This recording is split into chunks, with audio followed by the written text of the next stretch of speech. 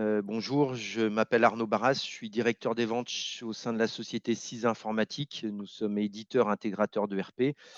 Donc, j'ai une expérience d'une vingtaine d'années dans le monde de l'ERP, principalement donc dans l'univers des PME. Donc aujourd'hui, on va essayer de relever le challenge, d'essayer de répondre à comment réussir le déploiement de son ERP. Je vais démarrer par une petite présentation de CIS Informatique et puis ensuite, on se lance directement dans la thématique. Donc CIS Informatique, on est une société assez ancienne puisqu'on a été fondé en 1964. Je dirais qu'on a connu un peu tous les âges de l'informatique et ça fait plus de 35 ans qu'on installe, développe des solutions de gestion ERP, GPAO pour les PME. On a démarré avec des bons vieux développements spécifiques et puis commencé à se rendre compte qu'il y avait un certain nombre de choses communes entre chaque entreprise. Donc, on a développé nos premières gammes de RP et aujourd'hui, on commercialise une solution qui s'appelle LXP, qui est notre RP phare. On est basé donc en région, nous, Auvergne-Rhône-Alpes, à Bourg-en-Bresse, hein, dans la partie nord ou au sud de la Bourgogne-Franche-Comté, si on peut dire. On a une agence aussi à Lyon. Une entreprise comme la nôtre, on a trois types de compétences, donc on est une cinquantaine de personnes. On a donc des analystes programmeurs qui programment chez nous et qui maintiennent le RP, des équipes de chefs de projet qui mettent en place le logiciel chez nos clients. Donc on dissocie bien des analystes programmeurs qui ont des compétences de code avec des chefs de projet qui, eux, viennent du monde de la PME et mettent en place nos solutions chez les clients. Et puis aussi, on a des compétences, on a des ingénieurs techniciens en système et réseau, toute la partie infrastructure, puisqu'aujourd'hui, pour faire fonctionner un ERP, on a besoin de serveurs qui soient physiquement chez nos clients ou qui soient au sein de data centers, comme par exemple le propose Numérica. On est une PME, on fait 6,3 millions d'euros de chiffre d'affaires. On a la chance d'avoir un parc client assez important et assez diversifié en termes d'activité, ce qui nous permet d'avoir une bonne stabilité financière en termes de notation Banque de France et d'avoir reçu des reconnaissances comme par BPI France avec la reconnaissance Excellence en 2021. Voilà, c'est pour la carte d'identité de l'entreprise. Donc la synthèse, hein, le métier d'éditeur. Donc nous, on s'adresse en grande partie à l'industrie en termes de PME et puis aussi à des sociétés dans le domaine du négoce. On est à la fois intégrateur de notre propre ERP, on fait de la compta paye aussi en collaboration avec le partenaire Sedge. Même si notre solution ERP a une compta intégrée, on propose aussi des solutions Sedge en parallèle. On peut faire du développement spécifique si c'est nécessaire, même si aujourd'hui les projets, c'est vraiment du standard et du spécifique très à la marge. Et puis la partie système et réseau dont je vous parlais juste avant, en serveur ou en cloud. Notre offre phare s'appelle LXP, qui est l'héritage en fait de plusieurs générations de RP. C'est une solution multi-société, multi-site, multilangue. Nous, on intervient au niveau national, hein, on accompagne tous nos clients et on accompagne aussi les clients à l'international puisque de plus en plus de nos clients ont des filiales ou des entités à l'étranger. Donc, on peut retrouver nos logiciels au Mexique, en Angleterre, dans des pays asiatiques, pays du Maghreb, pays de l'Est. Enfin voilà, il y a une grande diversité. Récemment, on a fait un démarrage d'une société qui avait un site en France et un site en République tchèque. Donc, on a organisé notre équipe projet pour coller à cette contrainte. Un ERP aujourd'hui doit avoir aussi des outils de type décisionnel, c'est-à-dire tout ce qui permet l'analyse statistique à travers des tableaux de bord en temps réel et dynamique, des solutions pour gérer toute la partie documentaire, GED, workflow aussi, pour tout ce qui est processus. On a aussi en intégré les fonctions cœur de métier d'un ERP, hein, la gestion commerciale, production, stock, qualité, compta. Chez CISA, on a une approche métier, c'est-à-dire qu'on va essayer de décliner à travers ce qu'on appelle nous des verticalisations pour coller au mieux au métier des clients, hein. On a des déclinaisons métiers dans la plasturgie, dans le découpage, dans l'usinage, dans différents corps de métier, tout ce qui est chimie aussi. Donc, ça nous permet en fait d'avoir une approche vraiment dédiée à travers des modules complémentaires comme les études métiers, configurateurs techniques, de la gestion de projet, du SAV, du PIC, suivant les caractéristiques de chacun des clients. Et puis des fonctions complémentaires qui permettent d'aller plus loin. Donc, du suivi d'ateliers, à travers le module borne atelier, des terminaux logistiques, que ce soit pour les industriels ou pour les négociants, hein. Dans le négoce, la logistique est importante. Des outils de GMAO, RH, qui prennent de plus en plus d'ampleur et puis de l'EDI, voilà. Enfin, quand on choisit un ERP, ne pas oublier aussi, l'ouverture du produit. Donc LXP possède ce qu'on appelle nous un écosystème qui nous permet, avec, des fonctions type API, de communiquer avec différentes solutions. De plus en plus dans l'intégration de projets, on a par exemple des entreprises équipées, de moyens de mesure multidimensionnels qui communiquent, de systèmes de stockage, type Cardex ou autre. Je ne vais pas faire trop de pub, alors on va citer aussi Modula, ainsi que d'autres solutions qui permettent de dialoguer avec ces outils-là sur de l'interface de gestion de stock. Ça peut aller aussi, en passant par des systèmes de e-commerce, ou simplement d'extranet avec des clients, des fournisseurs, pour communiquer, sur des stocks, sur des encours, des commandes et ainsi de suite. Nos clients, se déclinent en différents métiers. Vous avez, toute la partie sous-traitance industrielle, une forte connotation, connaissance métier dans les domaines de la plasturgie, de la mécanique de précision, usinage, décolletage, de l'assemblage, découpage, emboutissage, traitement. Voilà, sur des métiers, nos clients ont des secteurs d'activité diversifiés, souvent très exigeants, où se posent des questions de traçabilité, de contraintes légales, techniques et autres. Voilà. On retrouve aussi des clients dans le domaine de la fabrication de produits propres. Donc là, c'est d'autres problématiques, de gestion de provisionnel, de mise en place de pics, voilà, du SAV pour certains, des retours, tout ça. On a une déclinaison aussi autour de la partie, chimie, bien-être agroalimentaire, puisqu'il y a des particularités dans ces domaines-là. Et enfin, tout ce qui est négoce de gros et de détail. Donc, dans le négoce de gros, des produits, techniques, de la quincaillerie, des produits chimiques, du bien-être jusqu'à des clients qui ont des magasins d'usine où on intègre la partie, caisse, pour gérer le détail. Voilà pour cette présentation. Je vais passer maintenant à la présentation de la thématique. Donc comment réussir le déploiement de son ERP en PME? Pour débuter, une petite exclamation, quelle question! J'ai pas de baguette magique, donc c'est un enjeu, important. Peut-être qu'on devrait demander aussi à ChatGPT ce qu'il en pense. J'ai peur un peu que la réponse soit très, très, théorique. Pour ma part, je ne suis, pas consultant, donc je ne vais pas m'appuyer pour cette, présentation sur, des études ou des approches trop théoriques. Je vais vraiment être dans le partage d'expérience avec une expérience de 20 ans, côté éditeur intégrateur. Donc, ça peut être intéressant d'avoir cet angle de vue. Une petite anecdote pour débuter aussi. En 2022, on a déployé en fait, 2 projets au sein de PME, qui malheureusement avaient déjà investi dans un ERP 3 ans avant. C'est-à-dire qu'on arrivait, après, des «échecs» entre guillemets, importants, puisque 3 ans après une première intégration, elles avaient fait le choix de remettre en cause en fait, l'outil qui avait été choisi. Donc il reste encore, on voit encore des assez gros échecs. Est-ce un pari, perdu d'avance? Je ne le pense pas, même si des cabinets de conseil, expliquent quelquefois qu'il y a 20-30 des projets qui sont des échecs, qu'il y a 50 des projets qui dépassent les coûts, les délais. Alors moi, je vais essayer d'être un petit peu plus optimiste. Je pense que si on regarde bien, une fois passé peut-être, quelques dépassements de coûts, de délais, on a, 70 à 80 des projets qui arrivent au bout et qui atteignent, leurs objectifs, donc qui se terminent bien. Ne pas oublier qu'on est dans un contexte où chaque PME est différente. Je dirais même que chaque dirigeant de PME est différent parce qu'en PME, on a souvent affaire aux dirigeants directement et donc la définition des objectifs est complexe. On a rencontré un projet il n'y a pas très longtemps, une entreprise de plus de 10 millions d'euros, qui gérait encore les achats avec des blocs papier. Donc quand je dis que chaque contexte et chaque, entreprise est différente, c'est vraiment le cas. Donc, je vais avoir beaucoup d'humilité et essayer de vous présenter cette présentation dans ce contexte. Je vais déployer la présentation avec un petit rappel sur ce qu'un ERP peut vous apporter, donc rappeler les principaux objectifs. Se focaliser aussi sur les particularités d'un projet ERP. Si on veut le réussir, il faut intégrer quelles sont ces particularités.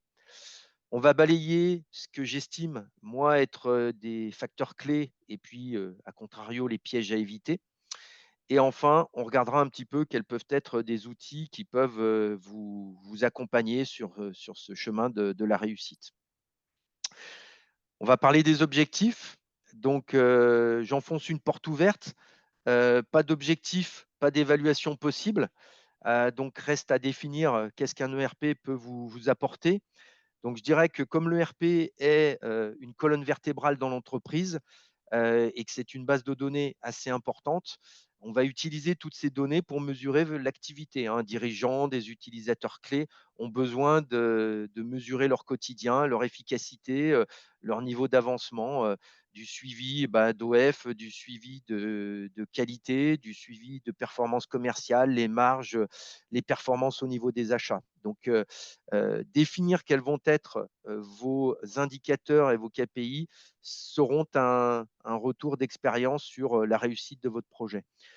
Structurer, fiabiliser les processus. Donc, une entreprise a des contraintes clients, des problèmes de traçabilité ou autres. Donc, le RP va vous amener aussi, cette capacité-là. Donc, on peut mesurer, une réussite de projet à travers, cette fiabilisation de processus, tout ce qui a été déployé. Une productivité administrative, ça va de soi, hein, beaucoup d'entreprises ont des bénéfices à obtenir de ce côté-là. Et enfin, développer, moderniser des nouveaux champs fonctionnels.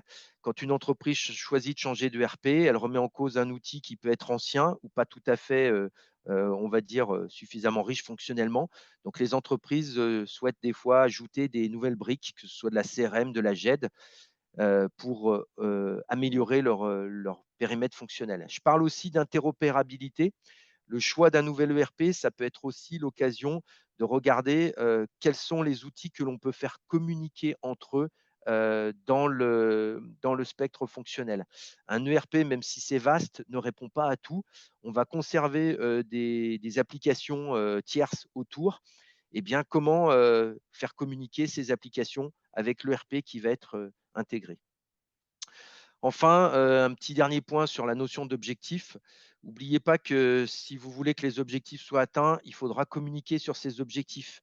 Qui est conscient des objectifs? Le prestataire que vous avez retenu, est-ce qu'il est bien conscient des objectifs finaux du projet? Est-ce que mon équipe projet est bien aussi, au courant de voilà, des objectifs? Un objectif, ça ne doit pas être juste dans la tête d'un dirigeant ou de quelques personnes. Il va falloir communiquer dessus, communiquer aussi sur les moyens et sur les critères qu'on va mettre en place pour l'évaluation de ces objectifs. Qui dit, critères d'évaluation, bah, dit, essayer d'anticiper les risques. Les premiers, quand je vous parlais tout à l'heure d'échecs, c'est principalement lié à l'inadéquation des besoins. Donc, sur cette partie-là, vous pouvez vous faire, appuyer, préalablement par des conseils, des cabinets de conseil, demander aussi à Numérica de vous aider sur cette partie-là pour que l'évaluation de vos projets soit faite, préalablement au choix du logiciel. Dans cette évaluation du logiciel, quelques petits retours d'expérience, ne pas parler uniquement de ce qui fonctionne pas. Une entreprise, elle a des choses qui fonctionnent très bien et maintenir ce qui fonctionne très bien est un enjeu aussi important que de répondre à ce qui ne fonctionne pas. Autre point à entendre, une entreprise ou des besoins, c'est pas une somme de cas particuliers. Il faut faire l'effort de, on va dire, synthétiser les besoins à travers, des règles comme la règle des 20-80 qui va vous permettre en fait, à travers, quelques flux, quelques caractéristiques de fonctionnement, de répondre à 80 des besoins et traiter ensuite les cas particuliers un petit peu plus à la marge. J'appuie sur, le fait d'être capable d'exprimer ses besoins. C'est pas parce qu'on dit des choses qu'on est compris et quelquefois on s'exprime mal, les besoins sont mal compris, et donc ça mène à une inadéquation de la réponse. Voilà. Donc tout ça est important, être capable de mesurer un petit peu tout ça. Les coûts, je vous ai dit qu'il y avait 50 des projets où il y avait des risques de dérapage sur les coûts ou sur les délais. Donc les coûts, c'est un facteur, c'est un point important. Est-ce qu'ils ont déjà été bien dimensionnés à la hauteur des objectifs? Je dirais aussi que là où il y a des risques, c'est, dans la répartition des rôles. Est-ce que vous avez une idée claire de ce que vous devrez faire en interne et ce que devra faire le prestataire? Le qui fait quoi? Parce que là aussi, il peut y avoir des dérapages.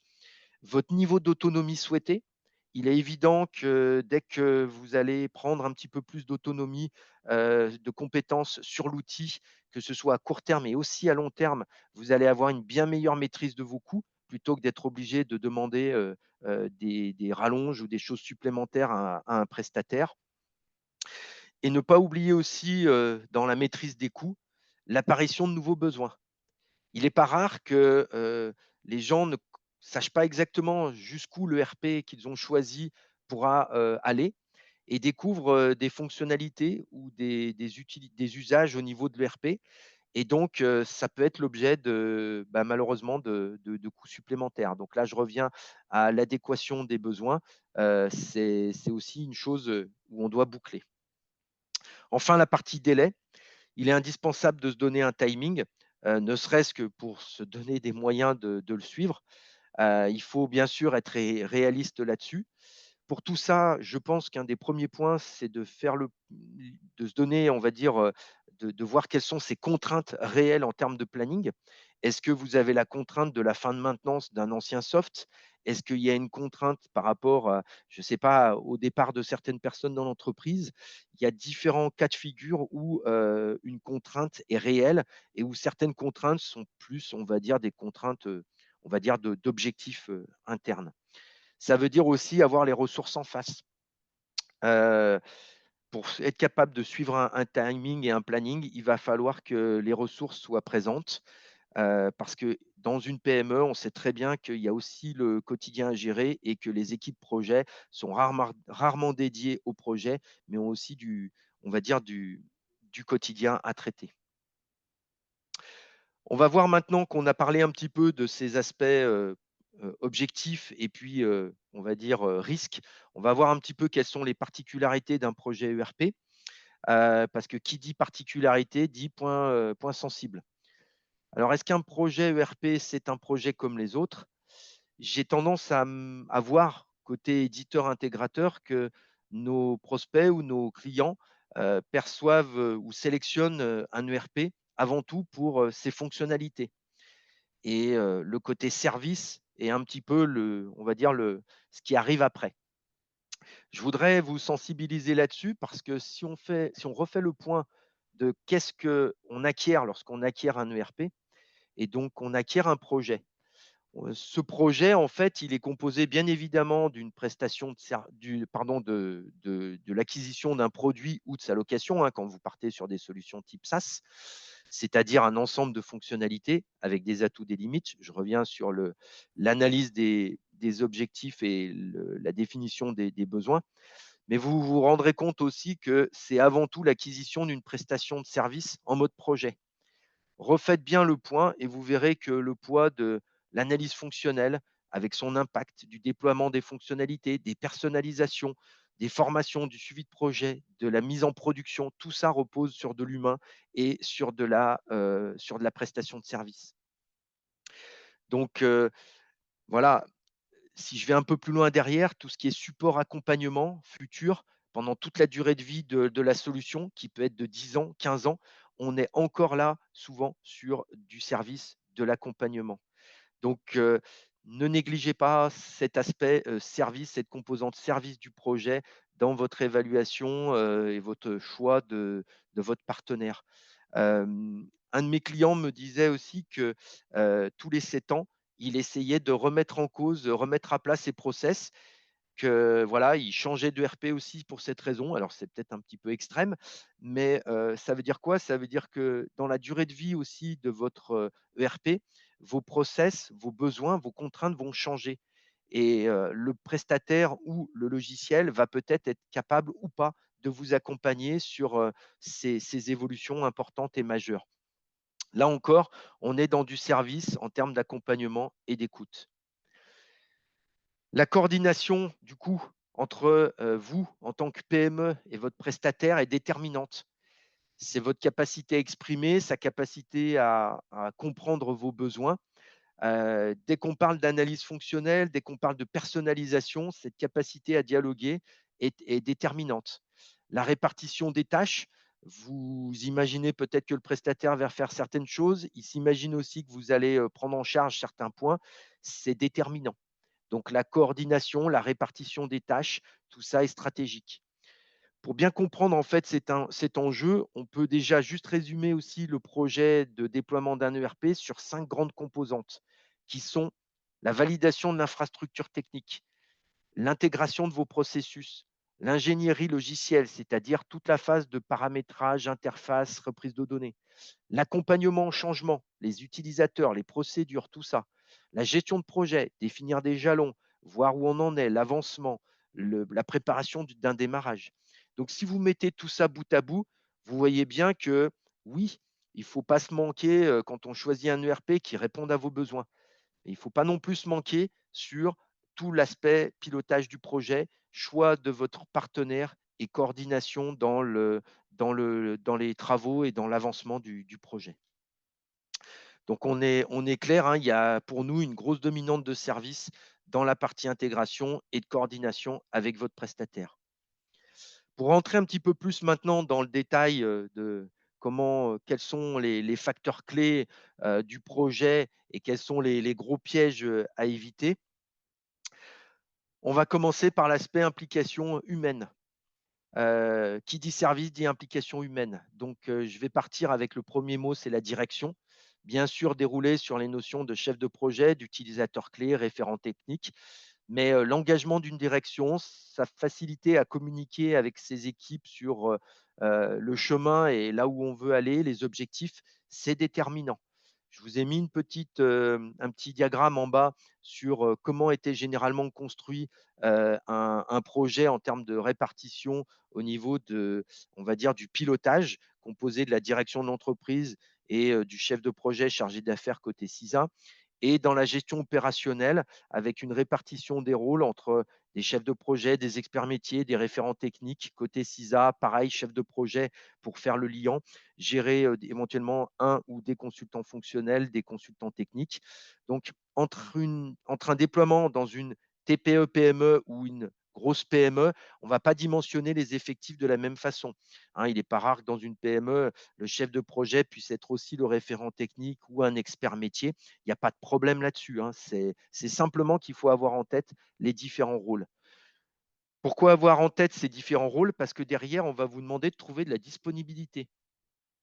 Il est inconcevable de mettre en place un ERP sans pratiquer, sans tester, sans valider les livrables, travailler sur la validation des données. Donc, il y a beaucoup de boulot. Souvent, on dit que face à une journée de l'intégrateur, il va falloir mettre en face 2 à 3 journées de travail côté client. Ça veut dire trouver de la disponibilité. Et là, il ne faut pas tomber dans les pièges parce que il ne faut pas penser que ces tâches peuvent être facilement externalisables.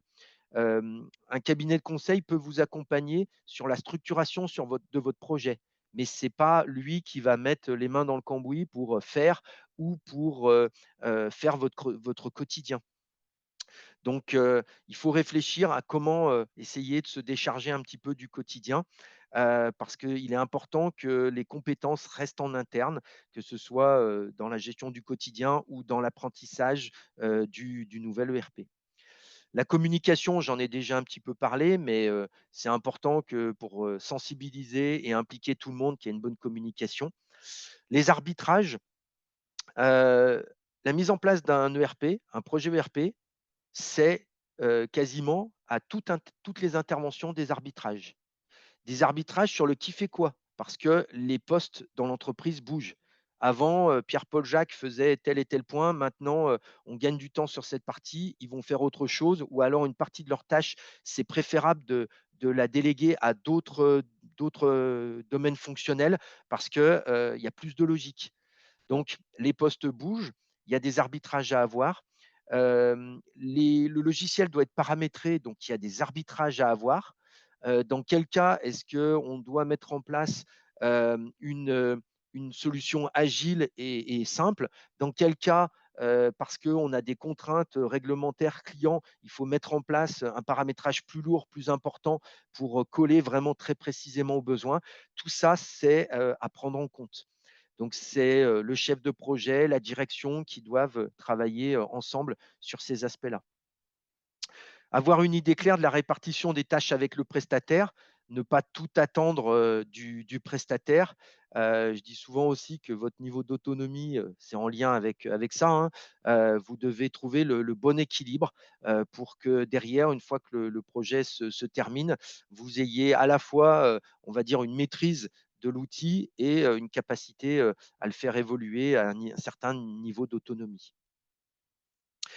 Je voudrais aussi aborder la question du périmètre de démarrage comme enjeu clé dans un projet. Euh, Quelquefois, on nous parle de méthodologie, on nous parle de durée de déploiement. Tout ça va dépendre du périmètre de démarrage. Un ERP, c'est très riche, c'est très vaste.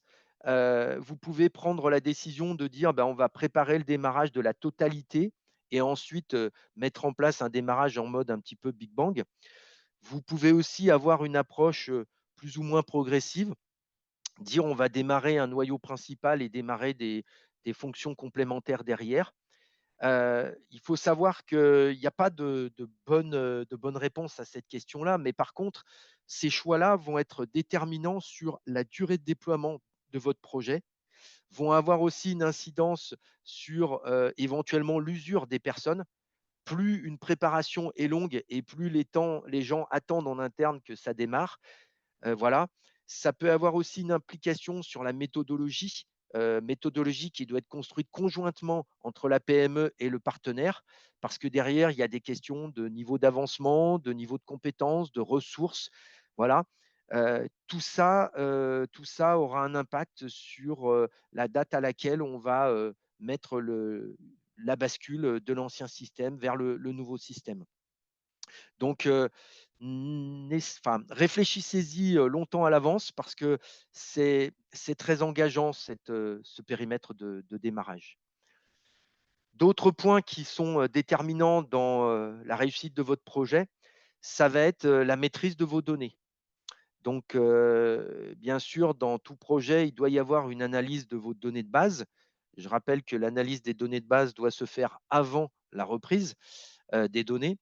Donc l'analyse, elle est déterminante parce qu'un ERP restitue des données, va mettre en place une mesure de l'activité avec des indicateurs, des KPI, et tout ça va reposer sur les modèles de données. Les modèles de données influent aussi sur les processus. Je, je vous parle par exemple de définir le nombre de niveaux de nomenclature, la définition de vos gammes de fabrication, nombre d'opérations. Tout ça va avoir un impact sur vos processus derrière. Donc, le calcul des besoins s'appuie sur la modélisation de vos données. Tout ça va être déterminant sur la réussite de votre projet. La reprise de données, c'est un enjeu majeur. Ça se fait après avoir modélisé vos données. Pourquoi? Parce qu'il est plus important de partir sur le modèle de données que vous allez mettre en œuvre dans le nouvel outil que sur le modèle de données existant. Voilà, reprendre des données existantes, c'est le risque de devoir les retoucher derrière dans le nouvel ERP. Et là encore, cette analyse, elle doit se faire en collaboration avec le partenaire.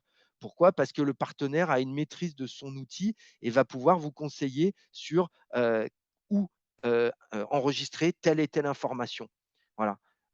Au début du projet, vous avez un petit peu de mal à vous projeter. C'est d'ailleurs pour ça que dans une société comme CISA, on essaye de plus en plus de faire une première phase de projet qui allie analyse et formation sur les données de base pour vous donner aussi les clés et la sensibilité sur ces aspects-là. La revue et l'analyse des processus, c'est un incontournable.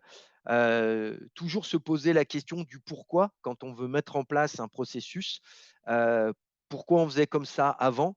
Pourquoi on va le faire, de cette façon-là? Est-ce que c'est nécessaire de le faire de façon, aussi complexe ou est-ce qu'on peut le faire de manière plus simple? Donc la question pourquoi, c'est déterminante dans la mise en place de vos flux et processus et pour remettre en cause un petit peu l'existant. La mise en place de l'ERP, c'est le moment de remettre en cause un petit peu ses façons de faire. Donc, c'est important.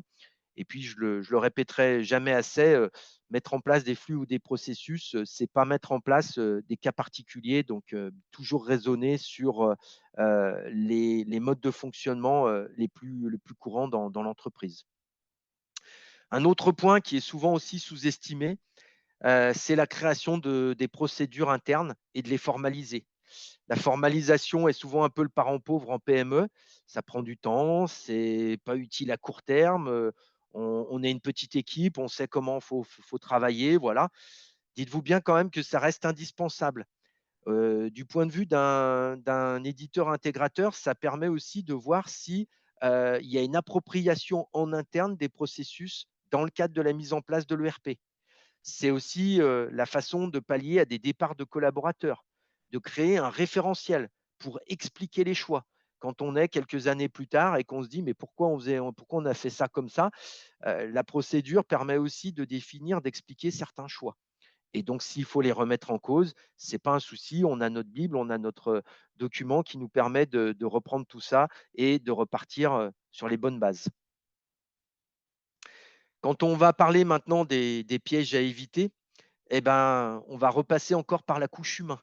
Pourquoi? Parce qu'on rencontre dans l'entreprise de la résistance au changement. La résistance au changement, elle passe par non, mais moi j'ai mon fichier Excel à côté, ça va très bien, ça marche très bien comme ça. Voilà, il va falloir quelquefois être un petit peu autoritaire, voilà, être un petit peu, on va dire, prendre les bonnes décisions parce que chacun a ses usages et ses facilités, quelquefois un petit peu son petit prévert où tout va bien chez moi, j'ai pas besoin qu'on change les choses. Donc, attention à cette résistance au changement. Attention aussi à la peur du démarrage opérationnel. Dans certaines structures, on voit que les gens ont tendance à vouloir repousser les dates de démarrage des projets parce qu'ils disent non, mais on n'est pas prêt, et ainsi de suite. À un moment donné, euh, il va falloir se jeter à l'eau. Même si l'objectif est d'être capable de préparer le démarrage avec le maximum de paramètres validés, identifiés, préparés, tout n'est pas anticipable. Et donc, il faut savoir à un moment donné se lancer. Toujours en coordination avec le prestataire, hein, parce que le prestataire doit être là dans ces phases de démarrage pour accompagner, rassurer les utilisateurs. Mais voilà, c'est de l'humain. Alors, on peut citer aussi le refus de partage d'informations hein, en lien avec la résistance au changement. Il y a des gens qui pensent qu'ils sont irremplaçables et donc ils ont leur information dans leur coin et voilà. J'insiste aussi sur la dépendance. Je parlais tout à l'heure de dire que enfin, avoir de la disponibilité, c'est pas sous-traiter à des gens à l'extérieur de l'entreprise. Des fois, on me dit, je vais prendre peut-être un alternant. Alors moi, la suite à ça, c'est de dire, imaginez éventuellement votre alternant de l'embaucher derrière parce que tout le travail qui est fait par des conseils ou des alternants ou des gens en CDD ou de la ressource externe, lorsque les gens s'en vont, c'est des compétences qui partent. Donc ça, c'est un risque majeur et c'est un piège à éviter. Je pense souvent qu'il peut être intéressant de dégager du temps en ayant des gens qui peuvent accompagner dans le quotidien, dans le travail quotidien, les utilisateurs pour que les utilisateurs puissent dégager du temps sur l'intégration au niveau de l'ERP. Il ne faut pas sous-estimer les questions au niveau de l'infra, du matériel. Si on a des gens nomades, est-ce que mes lignes sont bien dimensionnées? Ce n'est pas au moment où on va démarrer qu'il faut s'en apercevoir. Quand on met en place du suivi en atelier, eh bien, l'ergonomie des postes en atelier, que ce soit des écrans tactiles, du code barre ou de l'identification à travers de l'impression d'étiquettes, tout ça doit être pesé, mesuré, on va dire, avant les dernières phases du projet. On n'oubliera pas, bien sûr, la modélisation de votre sauvegarde. Un ERP, c'est la colonne vertébrale, c'est toutes les données de l'entreprise, son historique et se poser la question de comment on va sauvegarder tout ça, c'est majeur. Il y a tellement de petits problèmes techniques quelquefois qui font que c'est le grain de sable, qui font que les utilisateurs peuvent se plaindre. Voilà, essayons de solutionner ces questions-là pour se focaliser sur la phase d'intégration. Le RP fait pas tout, hein, moi j'ai tendance souvent à dire qu'il faut réfléchir à ce que va faire l'ERP et regarder éventuellement si l'ERP n'est pas capable de traiter, certains, domaines fonctionnels, ne va pas aussi loin que vous le souhaiteriez sur certaines parties et ben, éventuellement des solutions complémentaires et ces solutions complémentaires eh bien, il va falloir les connecter à l'ERP et donc mettre en place ce que je disais, une interopérabilité, avoir un outil ERP capable via des API de dialoguer facilement avec des outils. Bien souvent, les ERP vont avoir des modules complémentaires pour la RH, pour la CRM, pour tout un tas de choses. Bah, dans certains cas, peut-être que l'outil ERP ne répond pas aux besoins sur la partie CRM. On va mettre en place donc un outil pure player sur cette partie-là. Bah, voilà, il va falloir que ça dialogue. On va pouvoir mettre en place peut-être un MES ou d'autres outils. Je parlais tout à l'heure de solutions de stocker. Bah, tout ce qui va graviter autour, l'analyse des interfaces a un impact sur la gestion des flux et donc sur l'intégration au niveau de votre ERP. La définition des flux est impactée par ces interfaces. Et puis, je l'ai déjà dit, mais c'est noté noir sur blanc, la mise en place, ce n'est pas une somme de cas particuliers. On a trop affaire à des entreprises qui nous disent, voilà, j'ai tel et tel cas de figure. Et lorsqu'on leur demande, mais ça arrive souvent, ça représente quel chiffre d'affaires chez vous? Voilà, bah là, on s'aperçoit qu'en fait, c'est ce qui embête un utilisateur dans son coin, dans un cas particulier. Voilà, je suis désolé, mais la mise en place d'un ERP, c'est d'abord gérer, traiter les flux majeurs et voir comment on va pouvoir résoudre, solutionner les points particuliers ensuite. Une fois que le projet est terminé, alors ça c'est une phrase, c'est voilà, quand est-ce qu'un projet ERP est terminé? Voilà, à un moment donné, il faut se lancer. Peut-être que certaines fonctionnalités, ou certains modules, si vous choisissez de mettre en place l'ERP de manière progressive, peuvent être mis en place après. Dans tous les cas, un projet est jamais totalement terminé dans le sens où même si, bah, par exemple, un intégrateur comme CISA, on prévoit ce qu'on appelle, de l'accompagnement post-projet pour mettre de l'huile dans les rouages, pour accompagner les utilisateurs, pour mettre des petits réglages complémentaires. Il faut savoir que dans la vie d'une entreprise, vous allez acquérir des nouveaux clients, peut-être vouloir, lancer des nouveaux produits, acquérir, enfin rentrer sur des nouveaux marchés. Tout ça fait que votre ERP peut avoir besoin d'être, on va dire, alimenté par, des nouveaux process, des nouveaux modes de fonctionnement. Donc à vous de mettre en place, les compétences en interne, la prise, aussi d'autonomie pour que éventuellement vous soyez capable de faire avancer votre ERP, le plus facilement possible, tout en faisant appel, quelquefois à votre intégrateur pour, venir vous accompagner aussi sur ces choix-là, qui seront en fait des gains pour le futur. Je vais terminer maintenant par, les outils pour vous accompagner. On a vu ensemble, qu'on pouvait se fixer des objectifs, qu'il y avait des risques, qu'il y avait des points de vigilance à avoir. Bah, la mise en place, d'outils pour, piloter tout ça est aussi un point important. Je disais que, la PME avait du mal à formaliser. Je ne suis pas en train de dire qu'il faut constituer une usine à gaz, hein, parce que, l'agilité, la souplesse de la PME doivent être conservées, mais il y a quand même un certain nombre de points, qui nous semblent indispensables en termes de suivi et d'accompagnement. Je dis aussi que, l'accompagnement peut être fait par un consultant externe, hein, par un cabinet, par, un quelqu'un qui a cette expérience, qui va venir ponctuellement. Il va être là pour vous amener de la structuration dans le pilotage de votre projet. Ça peut être fait par quelqu'un qui amène un œil extérieur, ça a son utilité. Mais il faut aussi que vous appropriez ces éléments parce que, bah, voilà, entre 2 interventions, c'est vous qui êtes, aux commandes. Donc définir un macro planning avec des étapes clés et des jalons, c'est indispensable pour être capable de mesurer à chaque, jalon où est-ce qu'on en est, est-ce qu'on avance, sur le bon rythme? Surtout si vous avez une véritable contrainte de planning, liée par exemple, à l'arrêt d'un logiciel, l'arrêt d'une maintenance ou, quelque chose qui va être bloquant de votre côté à vous. On va retrouver aussi un outil qui est le pilotage des processus opérationnels. Donc chaque processus par key user, on va mettre un tableau qui va permettre de définir, voilà, la liste des, fonctionnalités et où est-ce qu'on en est dans l'acquisition de ce processus opérationnel. Donc ça, c'est un outil qui est piloté, géré avec les key users, les utilisateurs clés en termes de process. Un tableau d'avancement des tâches, c'est un outil aussi important pour communiquer, entre la PME et son prestataire. On liste les tâches à effectuer.